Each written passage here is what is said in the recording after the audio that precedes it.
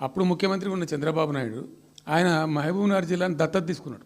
ఆయన దత్తతలో ఉండే చేసి నేను అడాప్ట్ చేసుకుంటున్నా ఈ కరువు జిల్లా, దీన్ని అది చేస్తా ఇది చేస్తా పొడి చేస్తా అని మాటలు చెప్పి ఇష్టం వచ్చినన్ని పునాదురాలు వేసిండు. కలువ కుర్తి, మన్ను, మశాను రకరకాల పునాదురాలు వేసుకుంటూ పోయిండు. ఉద్యమ సందర్భంగా నేను చేసే ఉపన్యాసాలలో నేను మాట్లాడేది ఈ పునాదురాలన్నీ ఎందుకు మనకు పట్క ఏడుస్తానికా చూస్తానికా ఏం లాభము, ఈ రాళ్ళని కృష్ణానదిలో అడ్డమేస్తూ చెక్కడమని అయితే ఎదురా భయం అనేది నవ్వేది, జనం సప్పట్లు కొట్టేది సభలలో నేను చెప్తుంటే. ఒక్క డ్రాప్ వాటర్ కూడా పొలాలు పారడానికి రాలేదు. తత్ఫలితం ఏంది? Net result. What was the net result? Palamuru జిల్లాలో ప్రతి తాలూకా కేంద్రం అంటే ప్రతి నియోజకవర్గ కేంద్రం నుంచి వలసలు పోవడానికి ప్రజలు ప్రతి బొంబాయి నుంచి bus, Narayanpet Bombay bus, Wanaparthy Bombay bus, ఇంచుమించు అన్ని తాలూకాల నుంచి బొంబాయికి డైరెక్ట్గా బస్సు.